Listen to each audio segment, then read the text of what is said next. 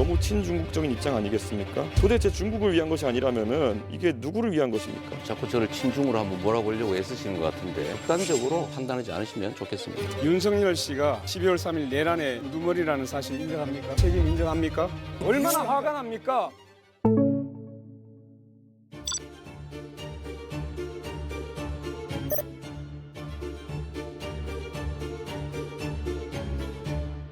중국의 위협이 맹렬합니다.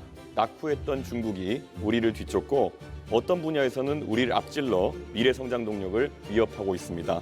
사회주의 중국이 수리공학자 이재명 후보께서 최근에 중국과 대만에 관여하지 말고 모두 CC하면 된다 이래가지고 비난을 받은 바가 있습니다. 너무 친중국적인 입장 아니겠습니까? 단편적인 생각이시라고 생각되고요. 제가 드리는 말씀은 국익 중심으로 판단해야 되고 대만과 중국이 다투면 뭐 대만에도 좋은 관계를 중국에도 좋은 관계를 유지할 필요가 있다.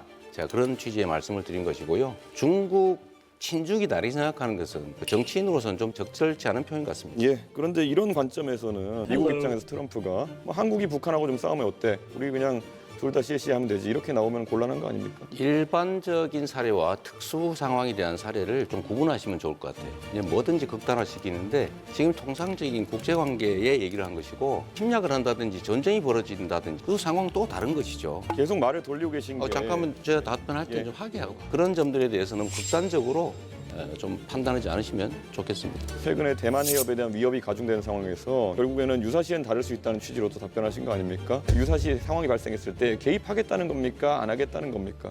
모든 상황들을 가정을 해가지고 극단화시켜서 판단하면 문제가 생깁니다. 상황이 전개가 됐을 때 그 상황에 맞춰서 유연하게 판단해야 되고 그 판단의 기준은 역시 대한민국의 국익이라야 되고요. 이 외교 관계는 특히 격변하기 때문에 상황에 따른 판단들을 달리 해야 됩니다. 지금 어떤 상태를 가정하고 결정해놓고 상황이 바뀌어도 그대로 가겠다 하는 것은 정말 위험한 생각입니다. 예. 이재명 후보의 공약 중에 보면요. 해남의 솔라시도 부지에다가 결국에는 데이터 센터를 왕창 만들겠다. 서남해안의 풍력 발전을 많이 활용하겠다. 이런 말씀하시는데요. 그런 데이터 센터의 기본적인 조건이 뭐냐면은 안정적인 전력 공급입니다. 왜 굳이 그런 불안정한 풍력 발전 전원이 있는 곳에다가 이런 데이터 센터를 공약하게 되었는지 의문이고요. 그런데 이런 식으로 전력 생산 단가도 높고 실제로 중국이 많이 장악하고 있는 풍력 발전 시장에 대해 가지고 영광에서 여수에서 전력 끌고 와야 되고 데이터 케이블 같은 것도 부산에서 끌고 와가지고 이걸 해야 되는데 도대체 중국을 위한 것이 아니라면은 이게 누구를 위한 것입니까? 자꾸 저를 친중으로 한번 몰아보려고 애쓰시는 것 같은데 매우 부적절하다는 생각이 들고요. 원래 이 데이터 센터들은 기본적으로 재생에너지를 쓰는 게 지금 표준이죠. 재생에너지는 기본적으로 간헐성이라고 하는 불규칙성이 본질입니다. 그래서 이 SS라고 하는 시스템이 있는 거죠. 많을 때는 저장하고 적을 때는 공급하고 또 기저전력도 공급할 수 있기 때문에 불가능하다 생각하는 것 자체가 좀 잘못된 생각인 것 같습니다. 그 ESS라는 것도 하루 이틀 버티고 2, 3일 버티는 것이라서 태풍 같은 상황이 발생해가지고 4, 5일 동안 만약 풍력 발전기가 가동하지 않게 되면은 계통 자체가 흔들리게 된다라는 말씀을 드리는 건데 그렇게 자꾸 피상적으로 말씀하시면은 토론이 되지 않습니다. 자, 이재명 후보님, 전 국민 AI 한다고 하셨잖아요. 네. 모두의 AI. 전 국민에게 이런 계정을 보급하려면 뭐 12조 원 가까운 예산이 수반될 것이고 그것이 아니라 만약에 자체 AI를 구축하겠다. 결국에는 또 대한민국 IT 산업이 AI가 갈라파고스화되는 거 아니냐 이런 이야기를 할 수 있습니다. 어떤 방식입니까? 너무 비관적으로 보시는 것 같아요. 국내 데이터를 기반으로 한 우리 독자적인 LLM을 만들어내면 큰 비용이 개발 단계는 들겠죠. 그래서 또 해야 될 일입니다. 소위 소버린 AI라고 보통 부르잖아요. 거기에 개발을 집중해서 우리 국민들은 최소한 전자계산기를 쓰듯이 이런 챗GPT를 무료로 쓸 수 있게 하겠다. 근데 생각하는 것만큼 뭐 12조 원이 들거나 그러지는 않을 겁니다. 하나의 단일체 우리 국가만의 그런 AI 그렇죠. 네. 하나통일의 산업을 만들겠다. 파급적입니다. 이렇게 하는 것은 너무 극단적이다. 국가 경영은 그렇게 단순하지 않습니다. 근데 우리나라가 원전 건설하는데 세계적인 선진 강국입니다. 실제로 원자력 발전소로 가서 또 원자력 안전연구소나 이런 데를 가서 점검을 해봤는데 폭탄, 소형 원자 폭탄 같은 게 나가사키, 히로시마에 떨어졌던 그런 정도가 떨어져도 굉장히 안전합니다. 이걸 자꾸 문재인 대통령처럼 거의 뭐 영화 하나 보고 그냥 원전은 위험하다 이렇게 생각하는데, 잘 관리되는 원전은 위험한 것이 아니라 오히려 더 안전하고 더 친환경적이다, 이런 것은 인정하지 않습니까? 저는 우리 김문수 후보님 말씀이 언제나 약간씩 어폐가 들어있어요. 예를 들면 그렇게 안전하면 후쿠시마 원전 사고 왜 났습니까? 체르노빌은 왜 사고 났어요? 그거는 대한민국의 원자로는 영원히 안전할 것이다. 그거 어떻게 보장합니까? 아닙니다. 잠깐만. 지금 당장은 눈으로 보기 안전할지 몰라도 사고가 날 수 있죠. 더하기. 거기서 나오는 폐기물 처리 문제가 해결이 안 되고 있지 않습니까?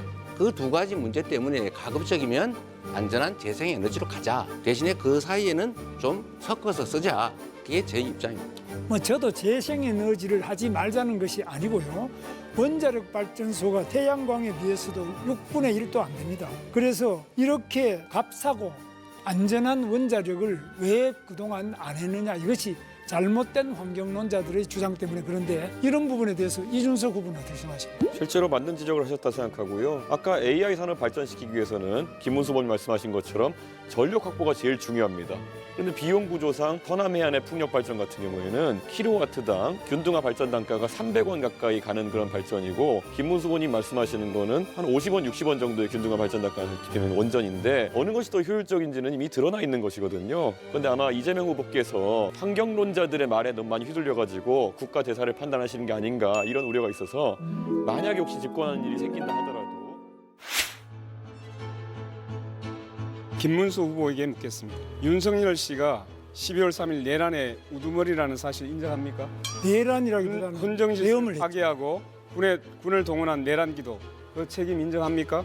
뭐 계엄을 한 그리고 것은 그 계엄이 이 나라 경제에 비수를 꽂았다는 사실, 자영업자, 소상공인, 관광, 소비, 투자 모든 흐름을 끊었다는 사실 인정하십니까? 경제가 어려워진 점은 사실이죠. 김문수 후보는 윤석열 정부의 노동부 장관이었습니다. 그런 분이 지금 윤석열을 감싸며 대선에 나왔습니다. 탈당이란 말도 못했고 뜻대로 하시라고 조아렸습니다. 그 대가로 윤석열 지지선은 받으니 기쁘십니까? 이쯤 되면 내란 우두머리 윤석열의 대리인 아닙니까? 윤석열 때문에 치러지는 선거입니다. 무슨 자격으로 여기 나오셨습니까? 분명히 말씀드립니다. 국민 앞에 석고대죄하시고 사퇴해야 하는 것 아닙니까? 답변해 보시죠. 지금 말씀이 좀 과한데요. 윤석열 대통령의 계엄은 잘못되었고 제가 알았다면 당연히 말렸겠습니다. 그러나 그 내란이냐 하는 것은 지금 현재 재판 중이고, 그런 부분에 대해서는 여러 가지로 판단이 많이 남아 있습니다. 또 이 계엄으로 인해서 지금 우리 소상공인이든지 경제가 어려워진 점은 사실입니다. 그러나 그에 못지않게 또 김문수 그동안 의원이 계속 탄핵이다, 김문수 의원님 이런 많은 어려움 잠깐 때문에 제가 말씀드리겠습니다. 예, 30초 보장을 해주셔야죠. 지금 이것은 총량제입니다. 김문수 의원님, 지금 변명으로 일관하고 있잖아요. 얼마나 내란이 아니라니요. 헌법재판소에서 8대 0으로 내란이라고 분명히 얘기하고 있지 않습니까? 비상계엄이 헌법 위반된다고 분명히 얘기하고 있지 않습니까? 헌법재판소에서 내란은 뺀 거 모르십니까? 잠깐만 기다리세요. 헌정을 유린한 정권이 내란이 아니고 뭡니까? 아니, 그 책임에서 빠져나오는 태도, 이거 계속 보이시겠습니까?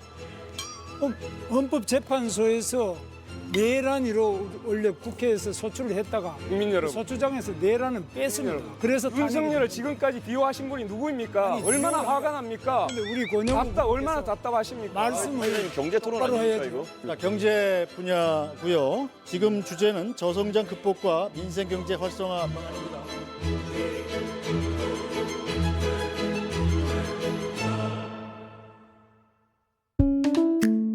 이번 영상을 만든 PD가 추천하는 영상도 보고 가세요. 스브스 뉴스의 다른 영상을 즐기시려면 구독 버튼을 꼭 눌러주세요.